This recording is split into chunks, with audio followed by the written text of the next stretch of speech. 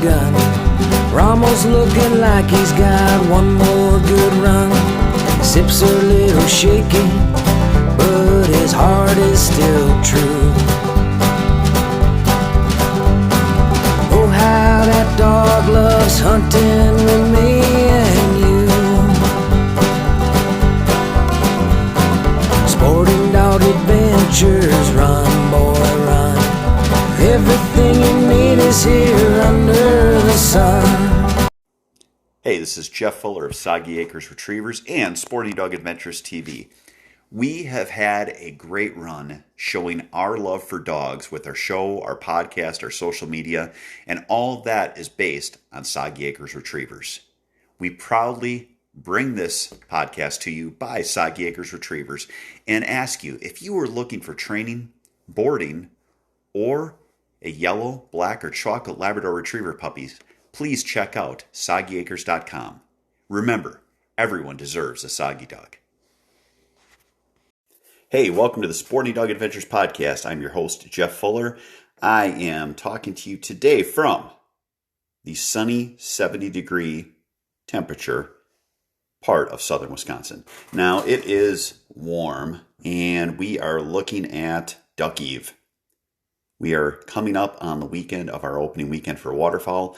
I couldn't be more excited, but what an odd year it is going to be. The growth of different things birds would eat have exploded in Wisconsin. From smartweed to rice to different seeds that the birds would eat, the stuff is everywhere. And that is because the water is low. Now, also, the water is low, so there are a lot of areas that are dry and a lot of areas that I normally would hunt that just have zero water. I have one spot I went back to and walked in. Actually, I drove in and then walked out to where it's normally, I would say thigh deep in water and mud, and I could stand there. It wasn't even muddy. It was just dry ground you could stand on. It's going to make for a fun year for deer hunting because when you own a marsh, when you have high water, it's not as good for deer hunting. And this year will probably be that spectacular special deer year because of the fact that the animals have great cover and can go into those areas and hide, and they're almost inaccessible. But it is going to be an odd year for waterfowl. We have two different areas that we're going to try opening weekend. One I know has ample water and should be similar to last year, albeit when we went up for teal season this year, we didn't do good. We didn't see many birds. So that could be foretelling for the season to come. And the other area, the normal spots that I sat are just tall weeds. So I have to adjust and move, and it's going to have just not much water to hunt. But if the birds are there, in theory, they'll be far more predictable and they'll be in range because they don't have any options. So it's going to be interesting. I know a lot of people are struggling as they look for places to hunt, finding water if they hunt water. I'm sure the guys that hunt fields will be fine, but I kind of wonder, will there be less birds in the area that I normally hunt this year because of the fact that there is more water in northern Wisconsin and you can always go to the Mississippi River? Will that change the pattern of the birds this year as opposed to years in the past? Obviously, a big rainstorm can bring water up and give you lots of water and lots of options, especially for migratory birds as they're coming through.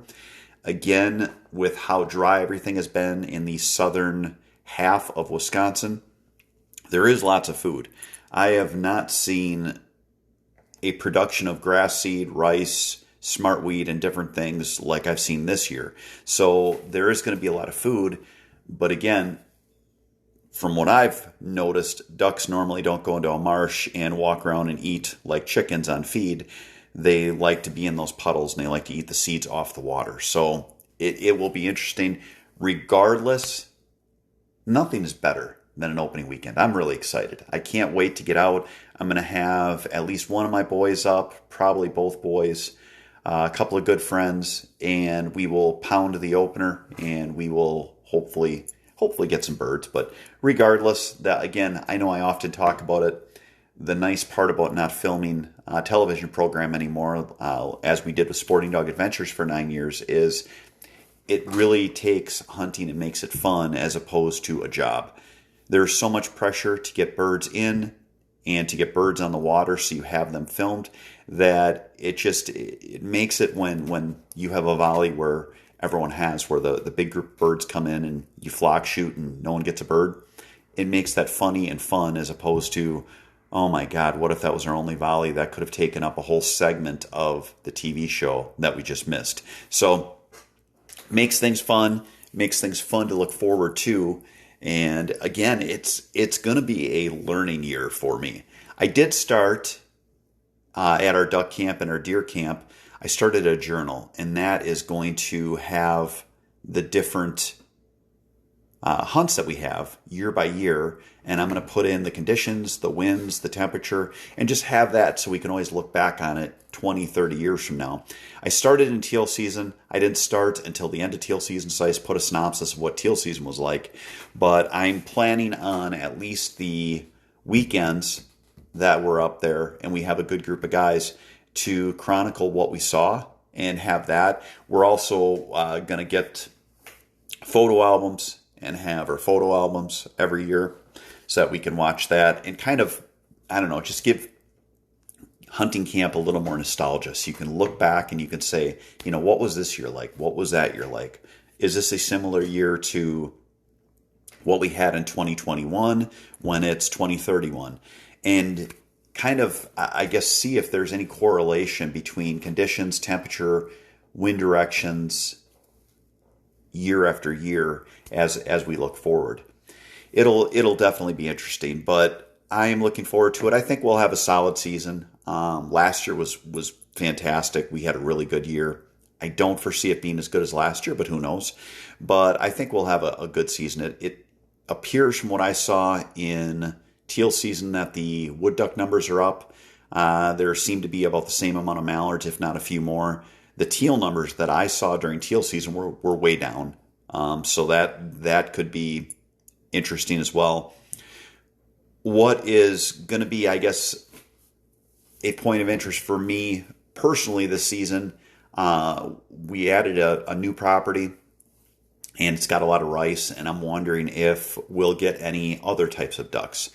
My duck hunting primarily at the spots I go on my property, on the public areas that we hunt, on the waterways that we go on. I generally have been seeing mallards, wood ducks, blue-wing, and green-wing teal. One or two other species mixed in, but not any really good numbers of gadwall, pintail, etc. So I'm kind of wondering if now that we have a year when the birds are going to be more consistent and patterned because there's not flooded farm fields everywhere, if that will put us in a position that we get a little more variety. I've got this goal to take the different birds that we harvest on our hunts and get them mounted so that we have this really cool mount room for birds. And right now we've got phenomenal mallard shot mounts, we've got wood duck mounts, and we've got some teal mounts. So hopefully this year we can add something to that. I'm even open if we get a really beautiful merganser. I would get something like that done. I just think that it'll be interesting to have that so you can kind of look and go, hey, we shot all of these birds when we were on our hunts in this part of the state. So it'll be kind of fun. But again, looking forward to getting out. I hope everyone else is. It's a magical time of year. I know everyone gets frustrated when you have those guys that set up right near you. Do realize it's a long season. I always look at the first couple of weekends as we'll see how it goes. We'll probably have guys sitting by us. But as the season goes on, more and more guys are hunting deer instead of ducks, so you have more opportunities. So it's a 60-day season. We've got a 5-day split in Wisconsin, so that gives us 65 total days that it's spread out over. You're going to have fun hunts. You're going to have frustrating hunts. You're going to have hunts where you scouted it out right and sit in the right spot. You're going to have hunts where you're off by 100 or 200 yards, and you're going to have hunts where you don't see a bird. That's the fun of hunting. It's not shooting. You're going to have to put some time in and get to the point where it just all works out. So again, Good luck to everyone that is hitting the field. If your opening weekend is this weekend, stay safe, have fun, put some birds on the water, enjoy the people you're with. For the other parts of the show today, the training tips are going to be about opening weekend and keeping your standards up. And then I wanted to give a hunting tip about what I do when I know multiple people are out hunting for when I end the hunt. So we'll have all of that and more coming up after this. Our great fans of the Sporting Dog Adventures podcast, we are growing at an astronomical rate, and I want to thank you all. I do ask one thing from you. Please give us a 5-star rating on iTunes.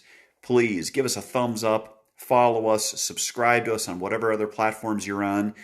And the most important thing I can ask, share our podcast with your friends so that we can grow our love for the dogs and dogs in the field and make it so that people are more involved in our sport. Again, thank you so much for being listeners. Take care. Jeff Fuller from Sporting Dog Adventures and Soggy Acres Retrievers. In our house, my wife hates having the plastic kennels and wire crates. We need them for the dogs because we have times when they need to be put somewhere, but she cannot stand the look. So we talked to DCT Kennels, and we now have a new partnership with them for a product that is a crate, but also a piece of furniture. If you want something that is practical as well as great looking, check out DCT Kennels. Welcome back to the show. Now is our training tip, which if you haven't listened to our show in the past, I know we've got a lot of new listeners, we do a main topic, we do a training tip, and a hunting tip. So today's training tip is keeping your standards when you have your dogs out in the field. I don't care if it's a young dog or older dog. If your standard is the dog has to come in and finish to hand, make sure you're doing that. I do get that when you're out hunting, whether it's upland or waterfowl, you constantly have people that are pushing you because there's birds in the area. Hurry up. Just pick it up yourself. Don't worry about that. When it comes down to it, always realize if your standard is what the dog is dictating, the dog is now training you, and the dog will give you that level every time. With that said, if you are letting the dog drop it and it's 5 feet in front of you and you're going over and picking it up, that's where the dog's going to put it there every time. So my suggestion is have a talk with your crew that you're hunting with before you hit the field and just say, hey, just so you know, I'm going to make my dog finish retrieves. I got to make sure I'm keeping my standards up. And if that's a problem, we shouldn't hunt together. Or be more blunt like me and just say, shut up and find your own place to hunt and find your own dog to hunt over. That's me. But try to make sure that you have it sorted out ahead of time so that people are not upset when you're doing the right thing by your dog. When you're in the field, you're a teammate with your dog. You're working with your dog. You're going to have success with your dog. You're going to have failures with your dog, but you're going to work as a team. Part of that is having those standards that you are going to have for your dog so that you are putting them in a position to succeed and fully finish everything just like you do during training. So that would be our training tip for today.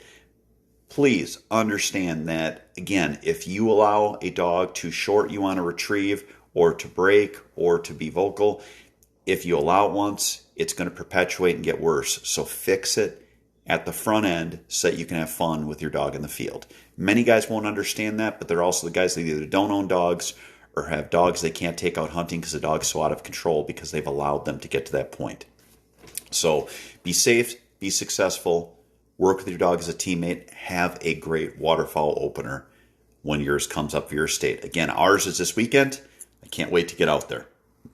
Next up, we're going to have our hunting tip, which is going to talk about my tip for when to pull up stakes on your busy weekend if you have other hunters near you.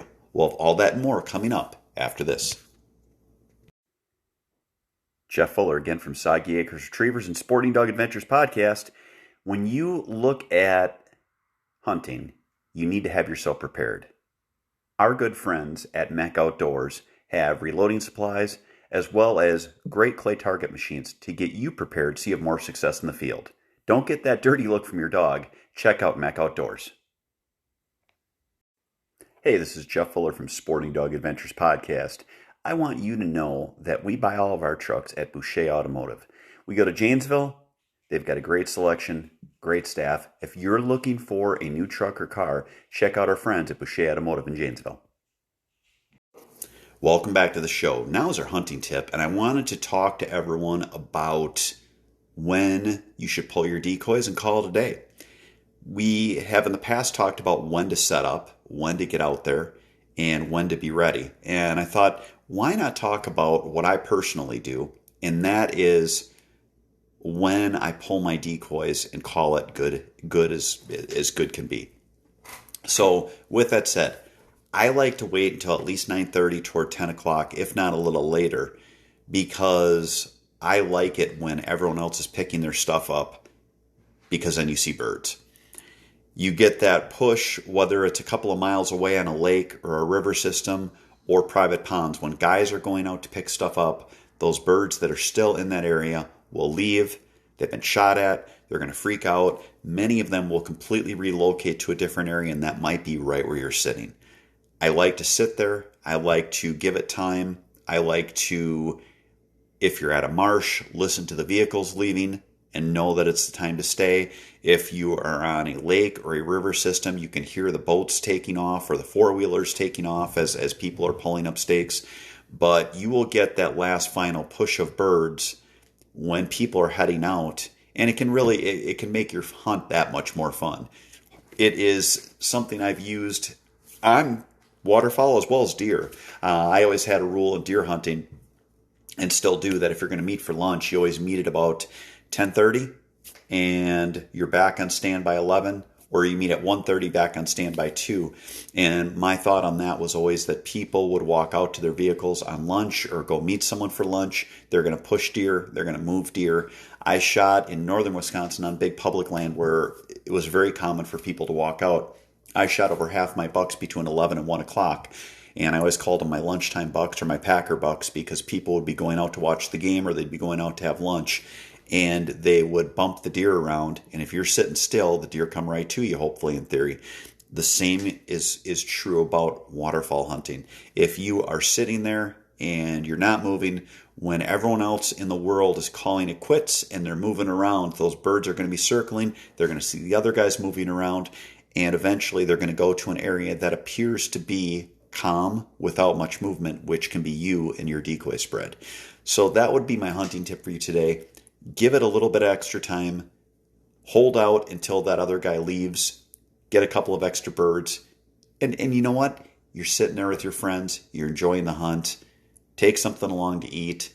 Just enjoy the day. We wait for these days for so much of the year. Take some extra time. Get a couple of extra birds. See a few extra birds in the air. So I hope that helps you on your opening weekend and on your busy times during hunting. That is it for our show today. Now, we've had a huge exponential increase in listenership. So please share our show with your friends. Share it on social media. Give us a 5-star rating on whatever platforms you're on. If you're on Apple, 5-star rating, please. Spotify, Anchor. If you'd like to support the show, obviously we're not making a ton of money doing a show. You can always go to Anchor Support, which is on our platform that we're hosted on, and you can donate even $1 a month. Show us some support, give us a good rating, whatever you can to help spread our love for dogs so we can get more people involved into the sport that I am so passionate about. Thank you so much for listening. Everyone have a safe opening weekend, if your opening weekend is like ours coming up, and get out there and enjoy your dog. Be a great teammate. Have fun with the people you're with. Thank you again for listening, and God bless. Sporting dog adventures, run, boy, run. Everything you need is here under the sun. Everything you need is here under the sun.